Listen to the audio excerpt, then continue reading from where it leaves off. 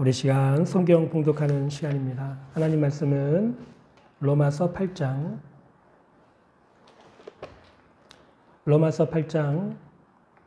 31절부터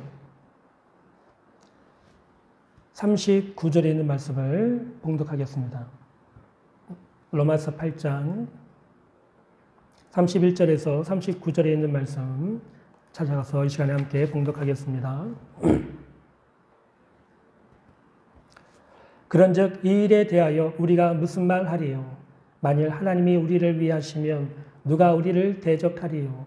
자기 아들을 아끼지 아니하시고 우리 모든 사람을 위하여 내주시니가 어찌 그 아들과 함께 모든 것을 우리에게 주시지 아니하겠느냐? 누가 능히 하나님께서 택하신 자들을 고발하리요? 의롭다 하신 이는 하나님이시니 누가 정죄하리요?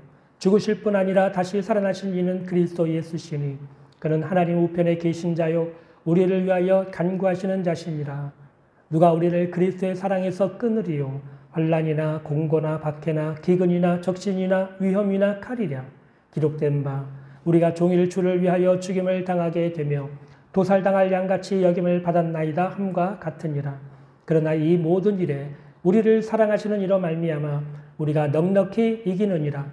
내가 확신하노니 사망이나 생명이나 천사들이나 권세자들이나 현재일이나 장래일이나 능력이나 높음이나 깊음이나 다른 어떤 피조물이라도 우리를 우리 주 그리스도 예수 안에 있는 하나님의 사랑에서 끊을 수 없으리라. 아멘.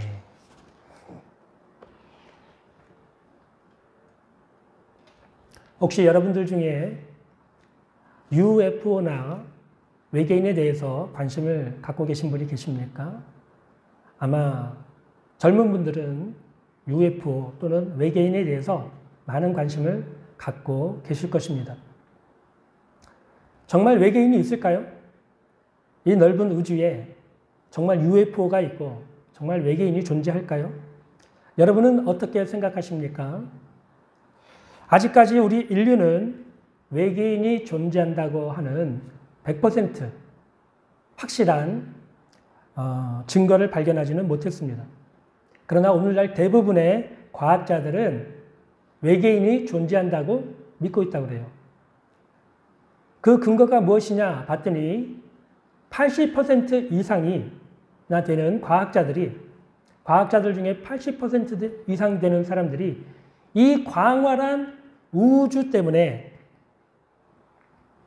반드시 이 우주 어딘가에는 외계인이 있을 것이다.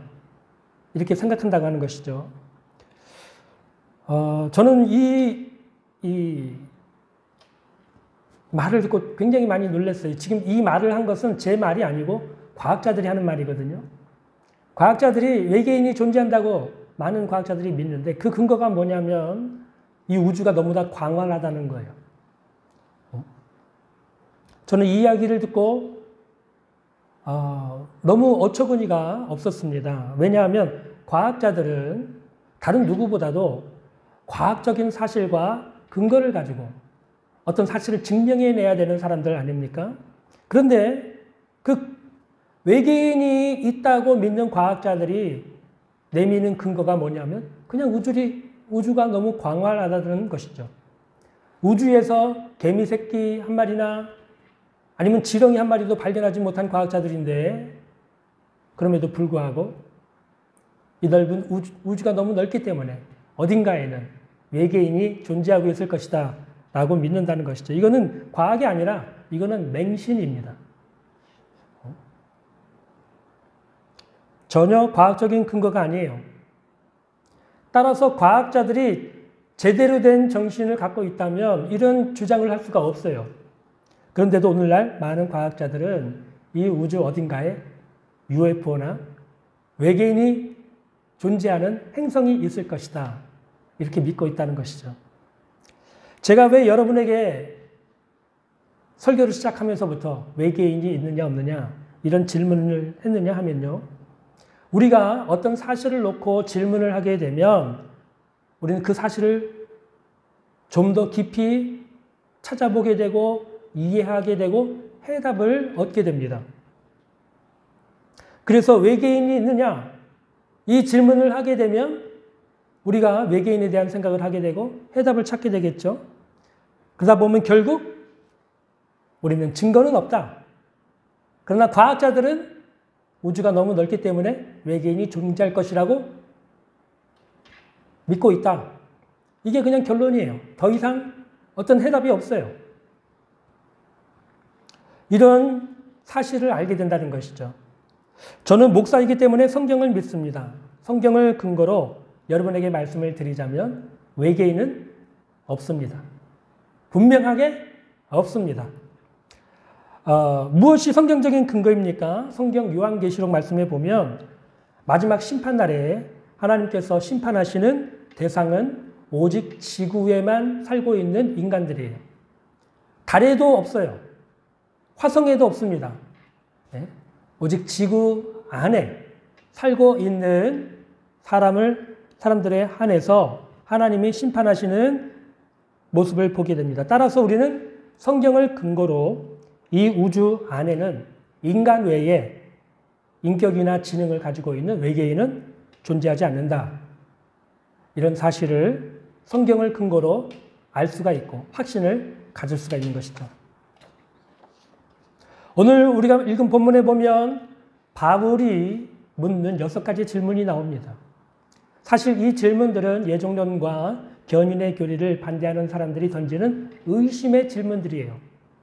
바울은 반대자들의 이런 의심하는 질문들을 세심하게 살펴보고 성경적인 해답을 제시합니다. 그럼으로써 해답을 찾는 것이죠.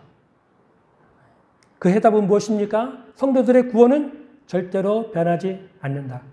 확실하다라고 하는 해답을 우리에게 제시해 주고 있는 것이 오늘 본문에 나오는 말씀의 내용입니다.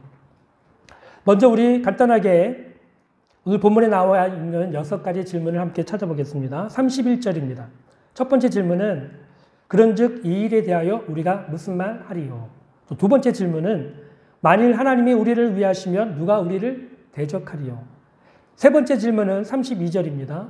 자기 아들을 아끼지 아니하시고 우리 모든 사람을 위하여 내주시니가 어찌 그 아들과 함께 모든 것을 우리에게 주시지 않겠느냐? 네 번째 질문은 33절. 누가 능히 하나님께서 택하신 자들을 고발하리요? 다섯 번째 질문은 누가 정죄하리요? 여섯 번째는 35절에 누가 우리를 그리스도의 사랑에서 끊으리요? 라고 하는 6가지 질문이에요. 좀 많은 것 같은데요. 4가지 주제를 다루고 있습니다. 하나는 하나님의 능력에 대한 의심을 하는 질문이에요. 하나님께서 우리를 위하시면 누가 우리를 대적하리요? 라는 질문이죠. 또 하나님의 사랑을 의심하는 질문입니다. 하나님의 사랑은 변하거나 취소될 수 있는가에 관한 것입니다. 세 번째는 하나님의 구원은 바뀔 수 있는가? 변하지 않는가? 하나님의 구원에 대해서 의심하는 질문이에요. 네 번째는 하나님의 견인의 은혜를 의심하는 질문입니다. 하나님의 견인의 은혜는 확실한가? 혹시 중간에 그 견인의 은혜가 끊어지거나 떨어지지는 않는가? 이런 질문들을 다루고 있습니다. 보통 예정론과 견인의 교리를 반대하고 믿는 자도 버림받을 수 있다 주장하는 사람들이 대부분 이런 내용으로 반대 의견을 주장하기 때문에 여러분은 오늘 이 말씀을 잘 주의해서 들으시기를 바랍니다. 왜냐하면 바울은 이런 질문들을 다 다루고 난 다음에 38절과 39절에서 확신에 찬 다음과 같은 고백을 할 수 있었기 때문입니다. 내가 확신하노니 사망이나 생명이나 전사들이나 권세자들이나 현재일이나 장래일이나 능력이나 높음이나 깊음이나 다른 어떤 피조물이라도 우리를 우리 주 그리스도 예수 안에 있는 하나님의 사랑에서 끊을 수 없으리라. 할렐루야. 이것이 4가지의 질문을 다룬 바울의 결론이고 고백이에요. 만일 여러분이 오늘 저와 함께 다루시는 이 4가지 질문을 잘 이해하고 해답을 알 수 있다면 또 설명할 수 있다면 여러분은 오늘 바울처럼 이런 큰 확신을 갖게 될 줄로 믿습니다. 우리는 하나씩 이 질문들을 살펴보겠습니다. 먼저 31절이에요. 31절 말씀을 함께 보겠습니다. 그런즉 이 일에 대하여 우리가 무슨 말하리요? 만일 하나님이 우리를 위하시면 누가 우리를 대적하리요? 첫 번째 이 질문은 하나님의 능력에 대해서 의심하는 질문입니다. 만일 하나님이 우리를 구원하신다고 하면서도 우리의 구원을 방해하는 많은 세력들이 있는데 그 세력들 가운데서도 과연 하나님은 하나님의 능력으로 우리를 능히 구원하실 수 있는가? 라고 하는 것이죠. 바울은 이에 대해서 대답합니다.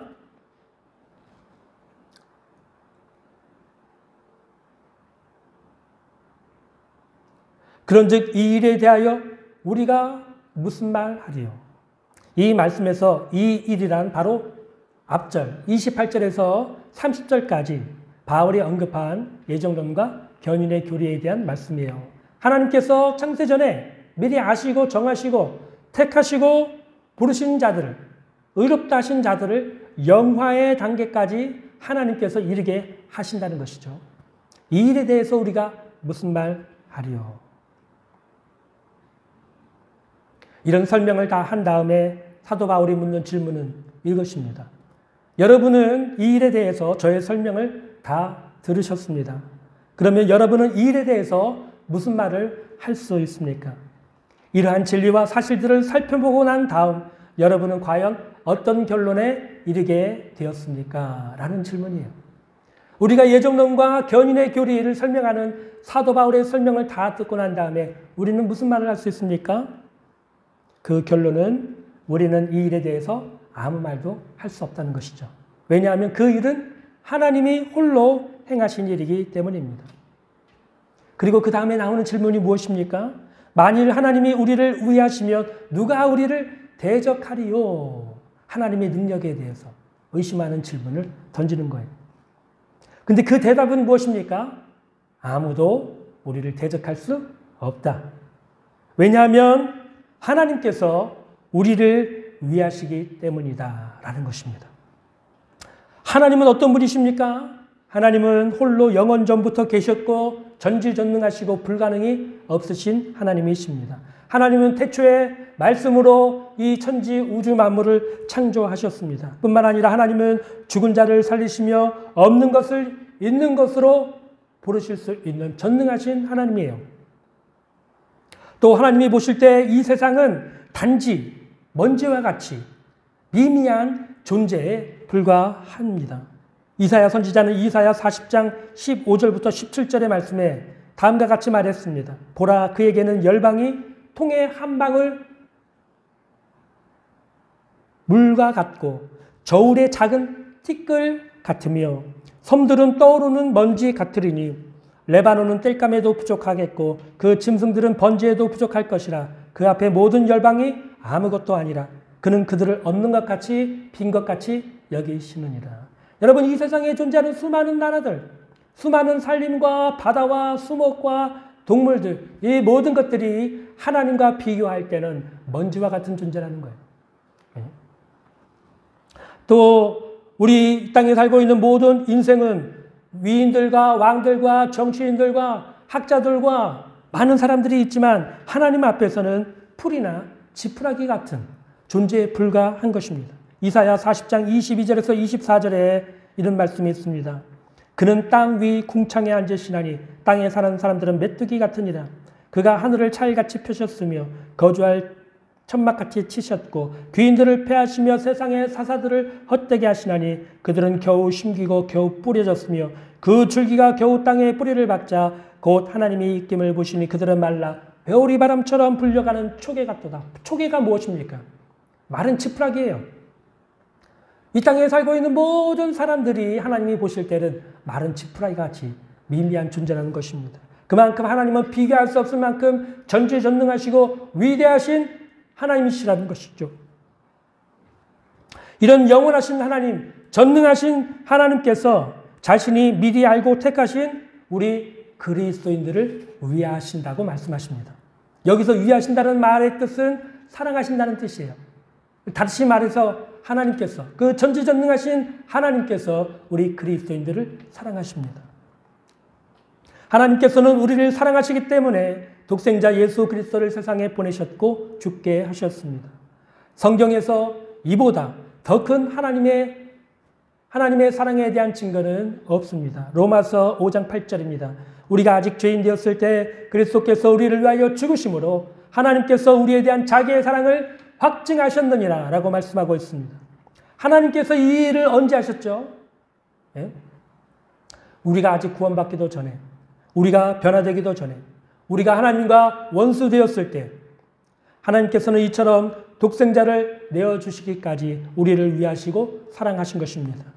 전능하신 하나님께서 이처럼 우리를 위하시고 사랑하신다면 누가 우리를 대적해서 우리에게서 구원을 빼앗아가고 하나님의 목적을 폐기시킬 자가 누가 있겠습니까?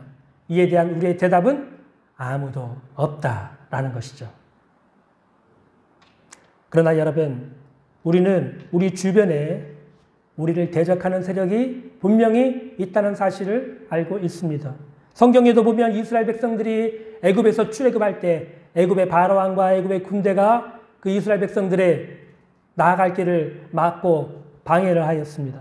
여호수아 장군이 이스라엘 백성들을 이끌고 가나안 땅을 정복하러 들어갈 때에도 제일 처음에 여리고성이 막고 서서 이스라엘 백성들을 대적하였던 것입니다.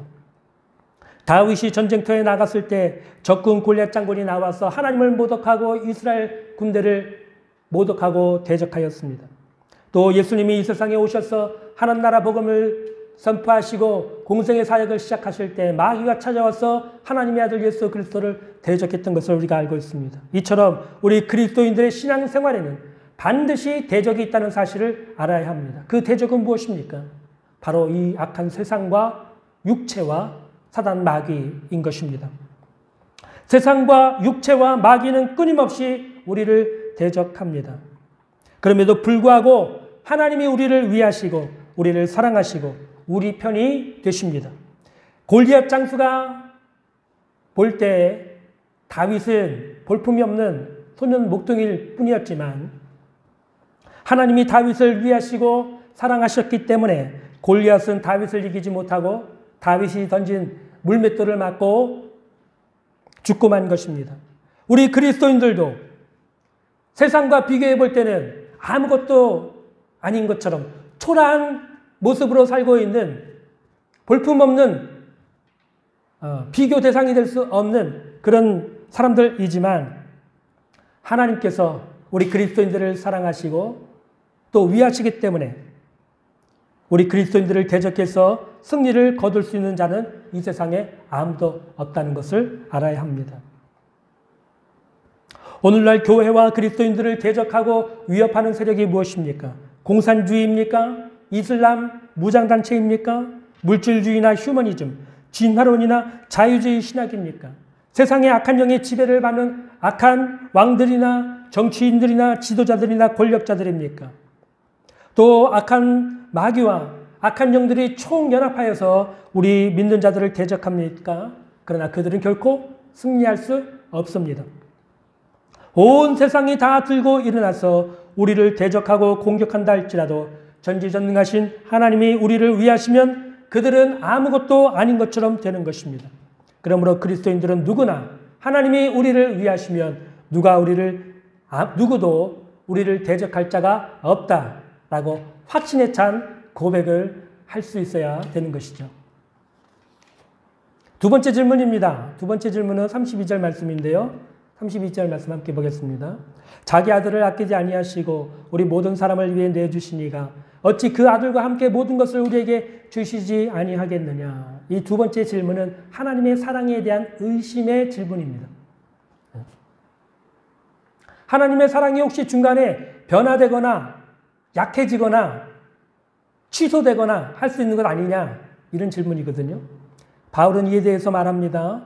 자신의 하나뿐인 독생자까지 우리를 위해 내주신 하나님께서 우리에게 필요한 다른 모든 것들도 공급해 주실 것이다. 즉 하나님의 사랑은 영원히 변하지 않는다.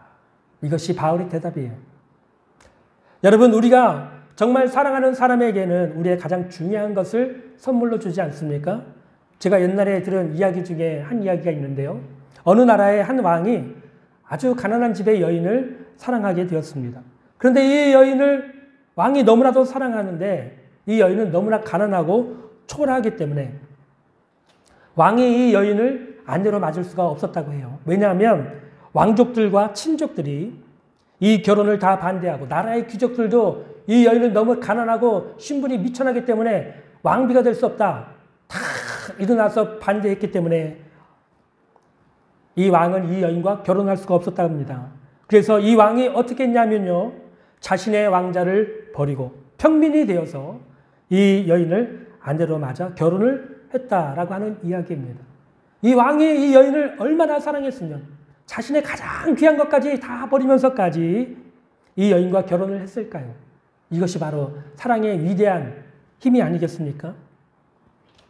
하나님에게 가장 중요하고 하나님이 가장 사랑하는 사람은 독생자 예수 그리스도이십니다. 그런데 하나님께서 독생자 예수 그리스도를 그 귀하신 분을 우리 모두를 위해 아끼지 아니하시고 십자가에 달려 죽게 내어 주셨습니다. 예수 그리스도는 누구입니까? 하나님의 하나뿐인 독생자이십니다. 영원하신 하나님이시고 이 우주 만물의 창조자이시고 하나님의 모든 사랑을 독차지하고 있는 분은 예수 그리스도이십니다. 하나님의 모든 관심과 사랑이 하나님의 아들 예수 그리스도를 향해 집중되어 있습니다. 구약과 신약의 모든 말씀이 예수 그리스도를 중심으로 기록되었고 인류의 역사가 예수 그리스도 탄생을 중심으로 기원전 기원후로 나눌 정도로 하나님의 모든 관심과 특별한 사랑이 그 아들 예수 그리스도께 부어지고 있는 것입니다. 사복음서에 보면 하나님께서 예수 그리스도를 사랑하신다는 말씀이 여러 번, 3번 정도 기록되어 있는데요. 마태복음 3장 17절에 보면 하늘로부터 소리가 있어 말씀하시되 이는 내 사랑하는 아들이요 내 기뻐하는 자니라. 하나님께서 분명한 음성으로 예수님을 향해서 이는 내 사랑하는 아들이요 내가 기뻐하는 자니라 라고 분명히 말씀을 하신 내용이 있습니다. 그런데 여러분, 하나님께서 이 하나뿐인 독생자 예수 그리스도를 우리를 위해서 십자가에 달려서 고통스럽게 죽게 하셨습니다. 하나님이 하신 거예요. 왜 이런 일을 하셨습니까? 우리가 착하고 의로운 사람들이기 때문입니까? 그렇지 않아요. 우리 실상은 무엇입니까? 우리는 죄인들입니다. 우리는 하나님과 원수가 되었었고 진노의 자녀들이었습니다. 에베소서 2장 3절을 보겠습니다. 전에는 우리도 다 그 가운데서 우리 육체의 욕심을 따라 지내며 육체와 마음에 원하는 것을 하여 다른 이들과 같이 본질상 진노의 자녀이었더니 또 골로새서 1장 21절에 보면 전에 악한 행실로 멀리 떠나 마음으로 원수가 되었던 너희를 우리는 하나님과 원수가 되었던 사람들이에요. 우리는 진노의 자녀들이었어요. 하나님의 심판을 피할 수 없는 멸망하는 인생을 타고난 사람들이었던 것입니다. 그런데 하나님께서는 죄인인 우리들, 진노의 자녀요, 이처럼 하나님과 원수되었던 우리들을 형벌하시고 심판하신 대신에 그 아들을 내어주셔서 아들이 대신 하나님의 진노와 형벌과 심판을 받게 하신 것입니다. 이것이 바로 하나님의 놀라운 사랑입니다. 로이드 존스 목사님은 로마서 강해에서 이 부분을 다음과 같이 설명하셨어요. 잘 들어보시기 바랍니다. 나의 환경이 어떠한지 간에 내가 어디 있든지 간에 내가 어떠한 시련을 만나든지 간에 어떠한 환난과 고통을 당하든지 간에 내가 아무리 약하다 할지라도 내가 어떠한 죄를 지었다 할지라도 그것에는 하등의 차이를 가져오지 않는 것입니다. 나를 위해서 자기 아들을 은사로 내어주신 분이 나에게 모든 것을 값없이 주실 것입니다. 여러분, 이 말씀을 우리가 깊이 생각하게 된다면 당연히 이런 결론에 이르게 되는 것입니다.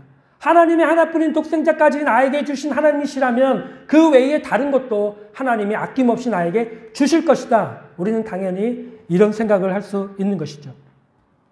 그러나 여러분 중에는 내가 죄를 지으면 어떻게 됩니까? 이렇게 질문하시는 분도 계실 거예요.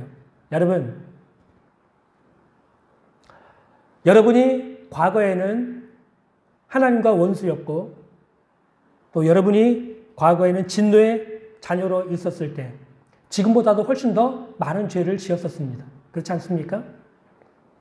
그런 여러분을 위해서 하나님이 독생자까지도 아낌없이 내어주셨어요.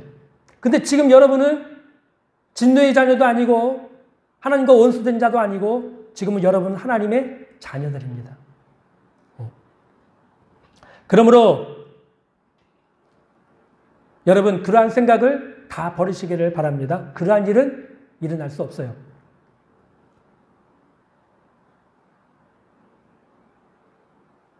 하나님께서 여러분이 죄를 졌기 때문에 버리시거나 심판하시거나 하나님은 그렇지 않으신 것입니다. 그런 일은 일어날 수 없는 것입니다. 징계는 내리실 수 있죠. 여러분이 실수하거나 잘못할 때 하나님의 징계를 받을 수 있지만 자녀들이기 때문에 여러분이 하나님의 자녀이기 때문에 징계를 내리실 수는 있지만 심판하지는 않으시는 것입니다. 과거에 제가 전도사 시절에 기도원에 있을 때 어떤 한 분이 저에게 다가와서 이런 말을 하시더라고요. 제가 전도사님을 위해서 기도를 많이 했는데요. 제가 기도해 보니까 하나님께서 전도사님을 굉장히 많이 사랑하시는 것 같아요. 저한테 그렇게 얘기를 하시더라고요. 굉장히 좋은 말씀을 해주셨는데요. 제가 이때 뭐라고 대답했는지 아십니까?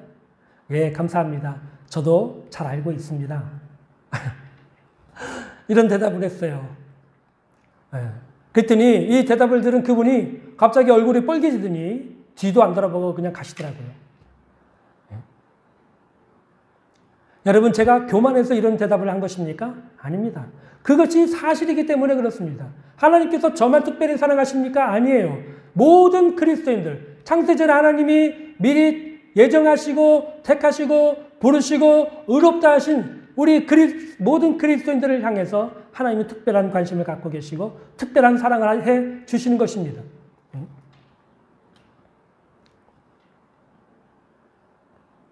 만일 여러분이 자기 아들을 아끼지 아니하시고 우리 모든 사람을 내어주신 이가 어찌 그 아들과 함께 모든 것을 은사로 주시지 않겠느냐라고 하는 이 말씀의 충분한 의미를 여러분이 이해하지 못한다면 여러분은 구원의 확신을 갖기가 어려울 거예요. 여러분은 앞으로도 하나님이 정말 나를 사랑하시나? 버리시나? 하나님이 나를 미워하시나? 하나님이 나를 향하신 사랑이 약해진 것 아닌가? 조마조마하면서 신앙생활을 하게 될 것입니다. 또 여러분은 그리스도인이면서 도중에 버림받거나 혹은 떨어져 나가서 심판을 당하거나 할지 모른다는 생각을 갖게 될 거예요. 이런 일은요, 여러분이 예수 그리스도의 십자가 사건에 나타난 일에 대해서 진정으로 그것이 무엇을 의미하는지 제대로 이해하지 못했다는 것을 의미하는 것이에요. 그렇지 않다면 여러분이 십자가의 사건을 분명하고 정확하게 하나님의 사랑이 하나님의 절대적인 사랑이 우리를 향하신 절대적인 사랑이 나타났다는 것을 분명하게 여러분이 알고 깨달았다면 이런 생각을 하지 않을 것입니다. 하나님께서는 예수 그리스도의 십자가 사건을 통해서 하나님의 사랑에 대한 절대적인 증거를 우리들에게 보여주셨습니다. 그러므로 우리 그리스도인들이 영화의 단계에 이르는데 필요한 다른 모든 은사들도 당연히 주실 것이라고 우리는 생각하는 것이 마땅한 것이에요. 이것이 이상한 것이 아닌 것입니다. 이것이 교만한 생각이 아닌 것입니다. 그러므로 우리의 결론은 하나님의 사랑은 절대로 취소되거나 약화되지 않는다 라고 하는 분명한 확신과 결론을 얻게 되는 것입니다. 세 번째 질문인데요. 33절과 34절이에요. 오늘 본문 33절과 34절. 누가 능히 하나님께서 택하신 자들을 고발하리요. 의롭다 하신 이는 하나님이시니 누가 정죄하리요. 죽으실 뿐 아니라 다시 살아나신 이는 그리스도 예수시니 그는 하나님 우편에 계신 자요 우리를 위하여 간구하시는 자시니라. 이 세 번째 질문은 하나님의 구원에 대해서 의심하는 질문입니다. 하나님이 믿는 자들은 구원하신다고 해놓고 정말 마지막 심판 때에 가서는 우리의 죄들을 다 끄집어내가지고 고발하시고 심판하시고 정죄하시는 것 아니냐. 이런 질문이에요. 이에 대한 바울의 대답은 이렇습니다. 우리를 의롭다고 하신 분은 하나님이십니다. 그리고 우리를 심판하시는 심판장은 예수 그리스도이십니다. 그러므로 그리스도인들은 최후 심판날에 하나님의 법정에서 고발도 당하지 않고 정죄도 당하지 않는 것입니다. 이것이 바울의 대답입니다. 여러분, 바울의 생각을 쫓아가서 이 질문에 대해서 대답을 듣게 되면 당연하다. 이 결론이 당연하다고 여러분 느껴지지 않습니까? 그런데도 이 교리를 반대하는 사람들은 믿는 자들도 고소를 당하고 정죄를 당할 수 있다고 주장합니다. 왜냐하면 그리스도인들이 실제로 이 땅을 살면서 죄를 범하기 때문입니다. 따라서 그리스도인이라 할지라도 죄를 범하면 고소를 당하고 정죄의 심판을 받는 것이 당연한 것 아니냐, 이렇게 주장을 하는 것이죠. 여러분, 맞는 말입니다. 그리스도인들로 죄를 범하면 고소를 당하고 법정에서 유죄 판결을 받죠. 그러나 그리스도인들에 대한 이런 고소와 정죄는 이 땅에서만 이루어지는 것이에요. 이 땅에서는 얼마든지 죄를 범한 그리스도인들에 대해서 고소, 고발이 들어갈 수 있고요. 정죄의 심판도 내려질 수 있습니다. 그러나 하늘 법정에서 하나님의 심판대 앞에서는 그리스도인들에 대한 고소나 고소장이 접수가 될 수 없습니다. 유죄 판결은 더욱더 이루어질 수가 없어요. 왜냐하면 고소장 자체가 접수가 되지 않기 때문에. 그리스도인들에 대한 정죄의 심판이 내려질 수 없는 것입니다. 이것은 큰 차이예요. 이 땅에서는 그리스도인들이 고소도 당하고, 죄를 범하면 고소도 당하고, 정죄의 심판도 당하고, 감옥도 갑니다. 그러나 하나님의 법정에서는 그리스도인들에게 고소와 고발은 없습니다. 그리고 정죄의 심판은 더더욱 내려질 수 없는 것이죠. 이것이 굉장히 큰 차이인데요. 예정론과 견인의 교리를 반대하는 사람들은 이 차이를 인식을 못하는 거예요.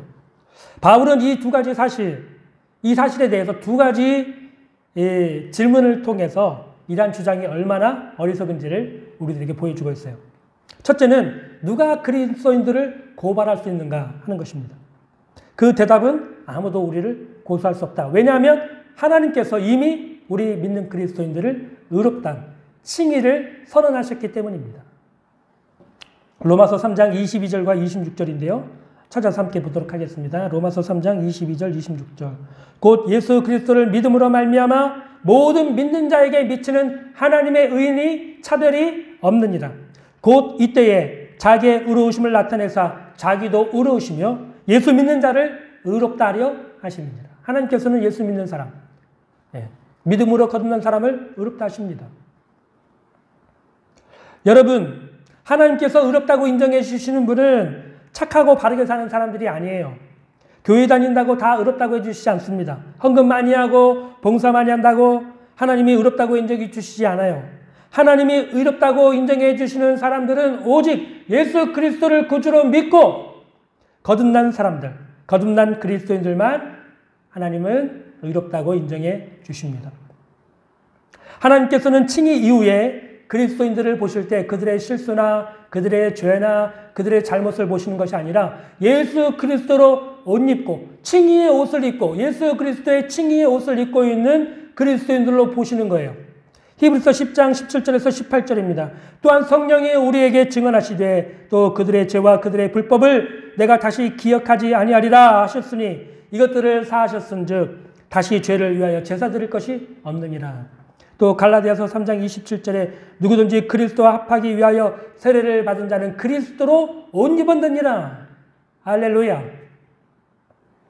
예수님을 믿고 하나님으로부터 칭의를 받은 성도들, 거듭난 그리스도인들은 예수 그리스도로 칭의의 옷을 입고 있는 거예요. 그래서 하나님이 보실 때 우리의 죄와 우리의 실수를 보시는 것이 아니라 예수 그리스도로 옷 입고 있는 그리스도인들, 성도들을 보시는 것이죠.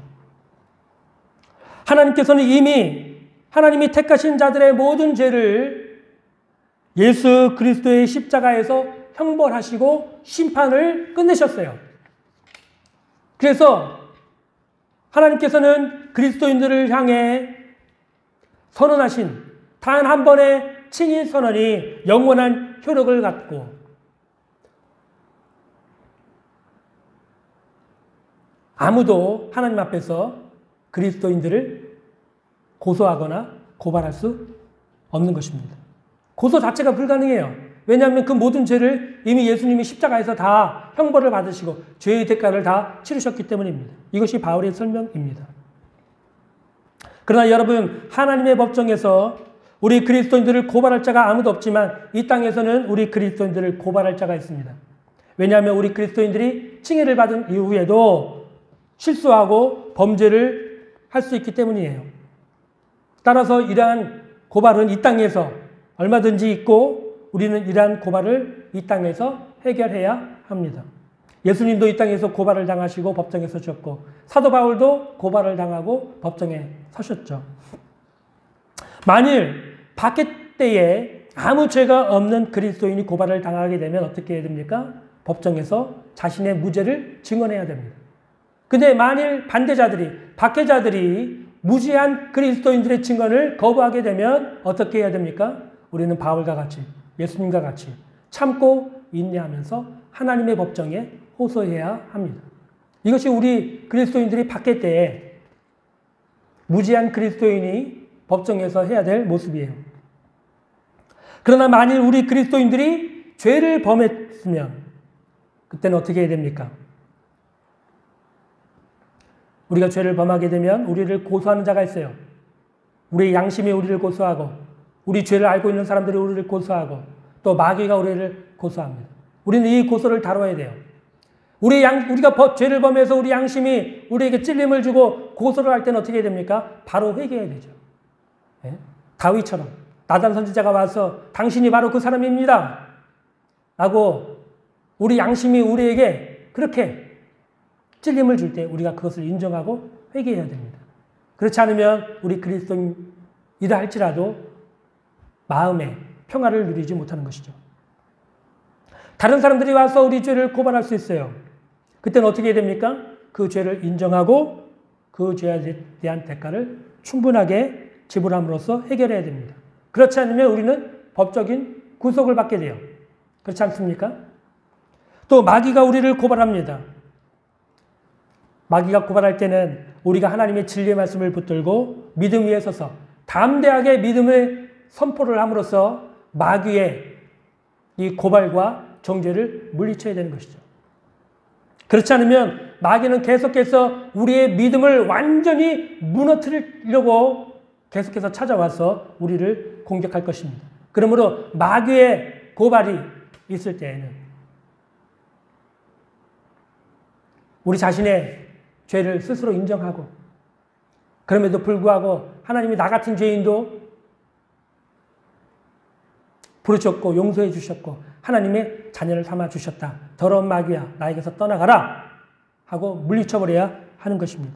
그런데 오늘날 교회 안에 성도들이 좀 잘못 알고 있는 사실이 있습니다. 오늘날 교회 안에 어떤 성도들은 내가 죄를 지었어도 하나님께 회개하기만 하면 끝이다 라고 생각하는 성도들이 너무 많은 거예요. 그래서 자신이 어떤 사람에게 죄를 범했는데 하나님께 회개하고 끝내놓고는 그 사람에게 잘못했다고 말하지도 않고 용서도 빌지 않고 그 실수하고 죄를 범한 일에 대한 대가도 지불하지 않으려고 하는 사람들이 교회 안에 굉장히 많이 있어요.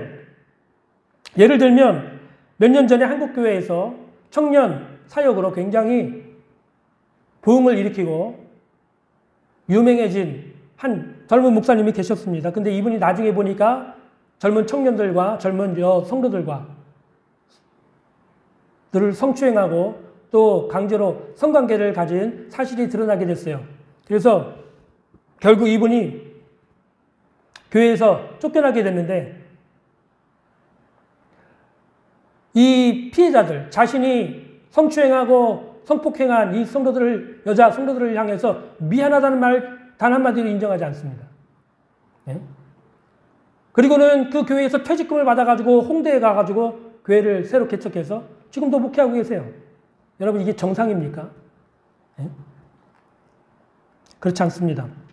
그리스도인이 누군가에게 죄를 범했으면 죄를 시인하고 그 사람에게 용서를 구해야 됩니다. 그리고 그 죄에 대한 대가를 지불해야 합니다. 네? 이것이 정상이에요.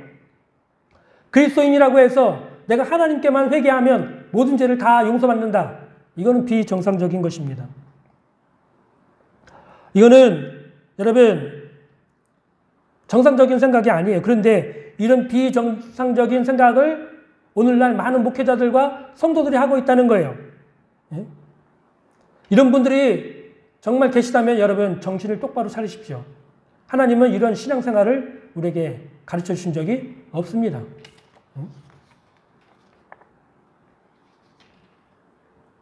이처럼 그리스도인들도 죄를 범하게 되면 이 땅에서 고소를 당하고 또는 정죄의 심판을 받기도 합니다. 그 당연한 거 아닙니까? 정상적인 게 아닙니까? 그러나 그리스도인들은 하나님의 법정에서는 고소를 또 고발을 당하지 않습니다. 왜냐하면 하나님께서 이미 택하신 자들 위에서 예수 그리스도의 십자가에서 그들의 모든 죄를 다 처벌하시고 심판하셨고 믿는 그리스도인들에게 단 한 번 영원한 칭의를 선언하셨기 때문입니다. 그러므로 하나님의 법정에서 그리스도인들을 고소하거나 고발할 수 없습니다. 예. 그런 일은 이루어지지 않는 거예요.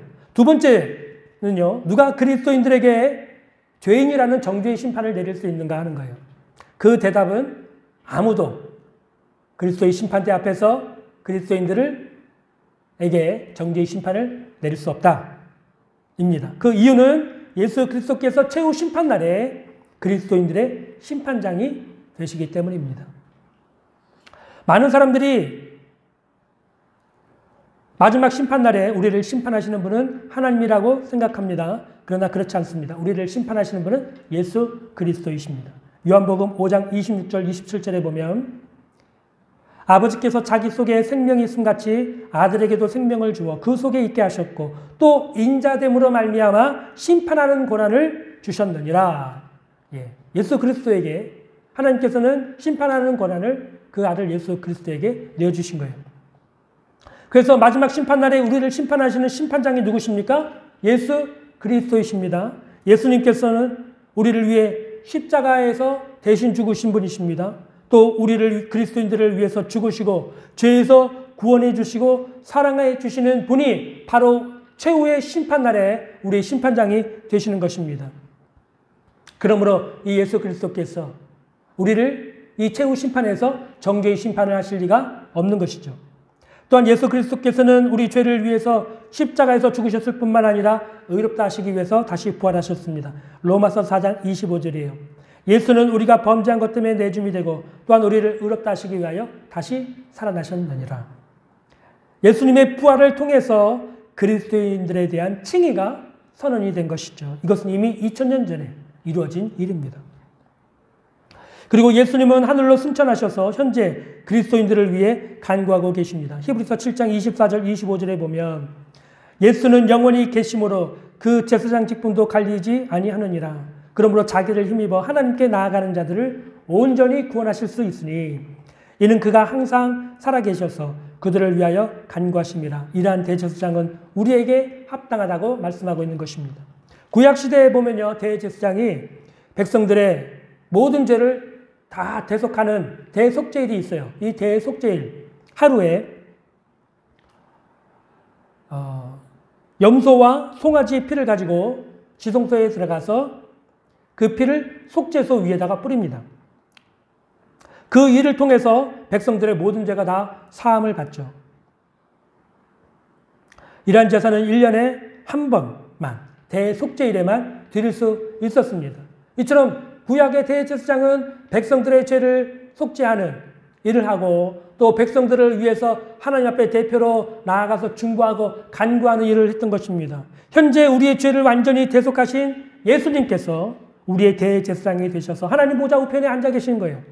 우리의 죄를 대속해 주시는 하나님의 어린 양으로서 또 우리 하나님의 백성들을 위해서 중보해 주시는 대제사장으로서 지금 하나님 보좌 우편에 앉아 계신 것입니다. 그러므로 우리가 이런 일들을 생각해 볼 때 우리의 심판장은 우리를 위하시고 우리를 사랑해 주시는 예수 그리스도이시기 때문에 누구도 하나님의 법정에서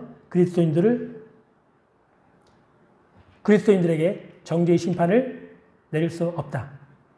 라고 하는 결론을 우리가 생각할 수 있는 것이죠. 이제 마지막입니다. 네 번째. 본문 35절에서 37절입니다. 누가 우리를 그리스도의 사랑에서 끊으리요? 환난이나 공고나 박해나 기근이나 적신이나 위험이나 칼이랴. 기록된 바 우리가 종일 주를 위하여 죽임을 당하게 되며 도살당할 양같이 여김을 받았나이다 함과 같으니라. 그러나 이 모든 일에 우리를 사랑하시는 이로 말미암아 우리가 넉넉히 이기느니라. 여러분, 네 번째 질문은 그리스도인들을 향한 하나님의 견인의 은혜에 대한 의심하는 질문입니다.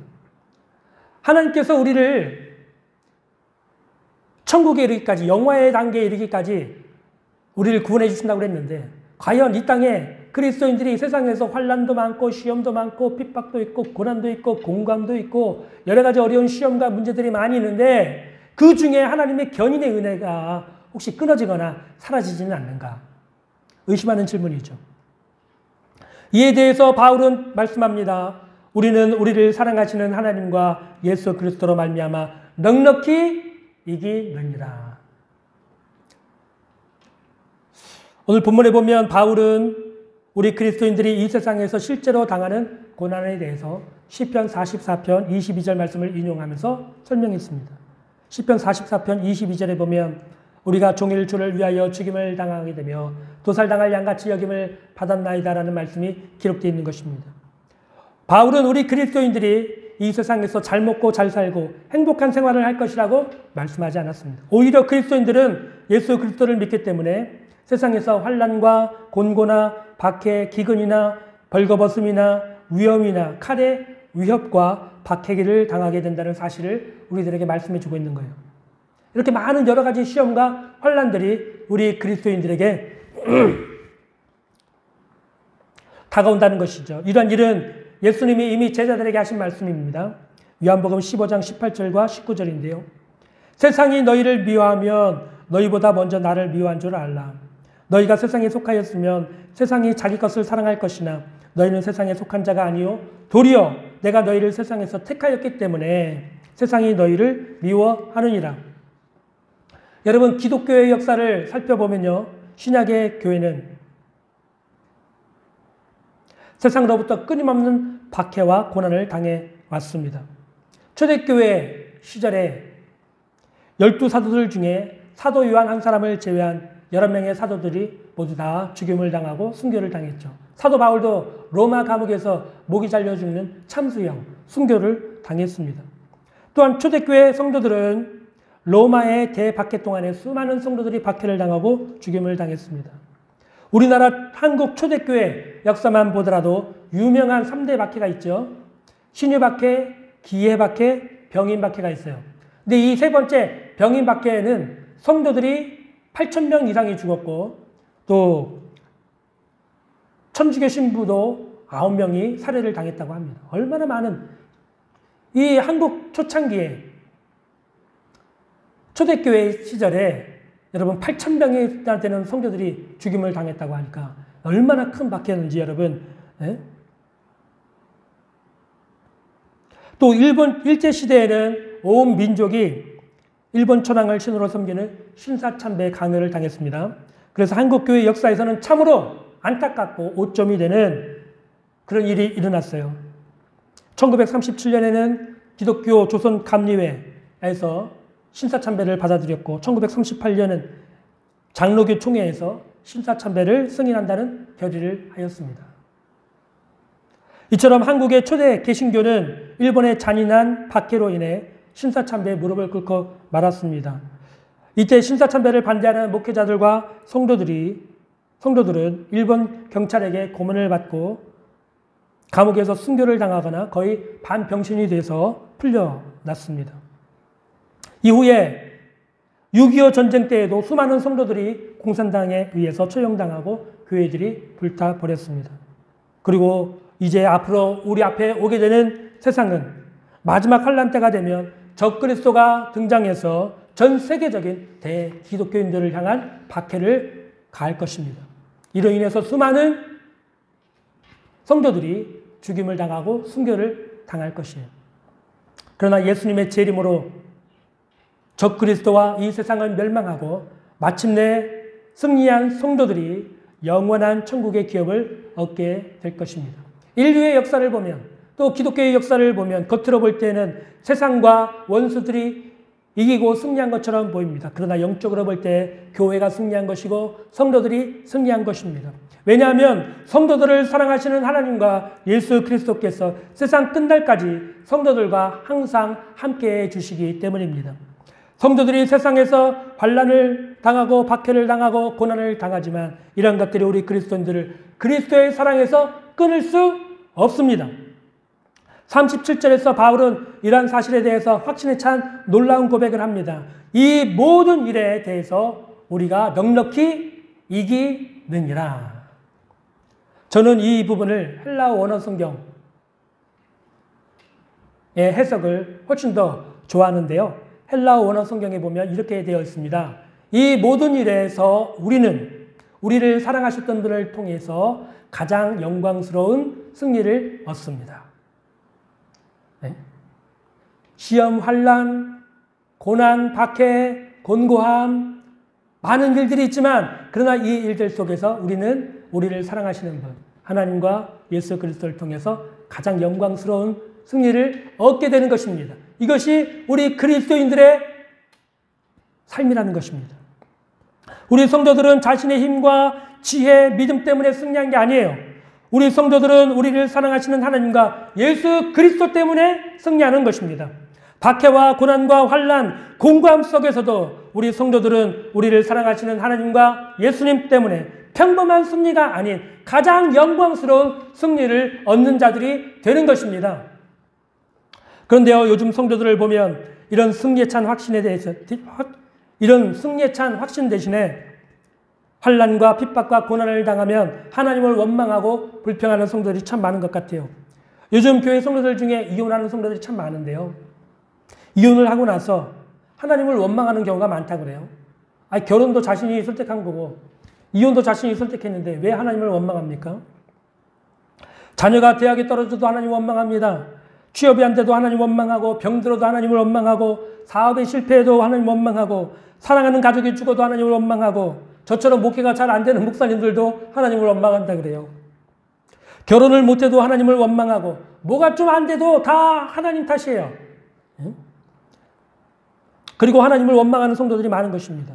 제가 그런 분들에게 드리고 싶은 말씀은 여러분 언제까지 그렇게 사시겠습니까? 언제까지 남 탓하며 모든 일을 하나님 탓하며 사시겠습니까? 여러분이 세상에서 바라는 모든 것을 다 가지고 이루면 여러분 행복할 것 같습니까? 그렇지 않아요.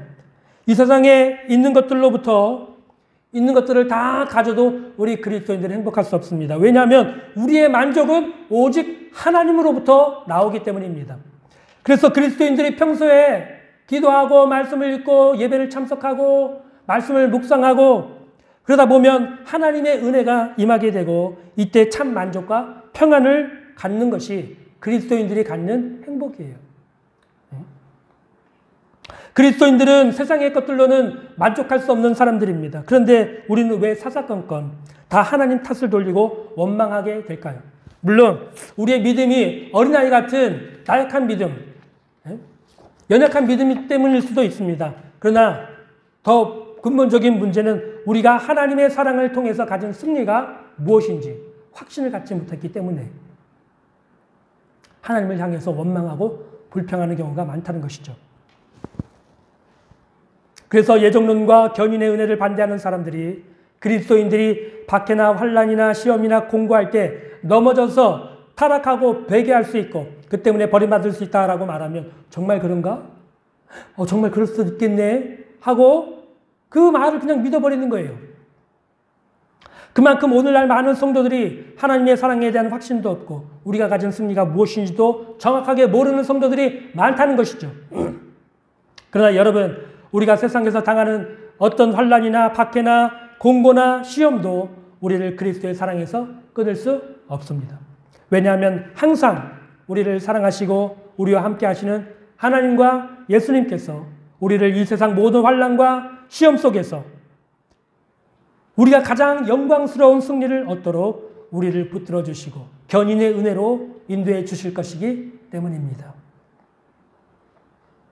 오늘 우리는 우리 구원을 의심하게 만드는 4가지 질문을 함께 살펴보았습니다. 제가 여러분한테 질문할 테니까 여러분이 오늘 설교 말씀을 잘 들으셨으면 한번 잘 대답해 보시기를 바랍니다. 하나님은 우리 그리스도인들을 영화의 단계까지 인도하실 충분한 능력이 있으십니까? 아멘. 하나님의 사랑은 변하거나 취소될 수 있습니까? 아니요. 하나님의 최후 법정에서 그리스도인들이 고발을 당하거나 정죄의 심판을 당할 수 있습니까? 당할 수 없습니다. 그리스도인들이 시험과 환난과 핍박 속에서 좌절하거나 실패해서 버림받을 수 있습니까? 버림받을 수 없습니다. 여러분이 오늘 이 질문에 대답을 잘 하셨고 잘 이해하셨다면 이제 큰 목소리로 저와 함께 38절과 39절 말씀을 함께 읽겠습니다. 오늘 본문 38절 39절입니다. 내가 확신하노니 사망이나 생명이나 천사들이나 권세자들이나 현재일이나 장래일이나 능력이나 높음이나 깊음이나 다른 어떤 피조물이라도 우리를 우리 주 그리스도 예수 안에 있는 하나님의 사랑에서 끊을 수 없으리라. 아멘. 이것이 바울의 설명이고 성경의 진리의 말씀입니다. 여러분이 거듭난 그리스도인이라면 여러분을 향한 하나님의 사랑은 어느 누구도 그 무엇도 끊을 수가 없습니다. 우리를 죄 많은 이 세상 가운데서 불러주시고 택해주시고 구원해주신 우리 하나님께 영원토록 영광과 찬송을 돌립시다. 할렐루야. 기도하겠습니다.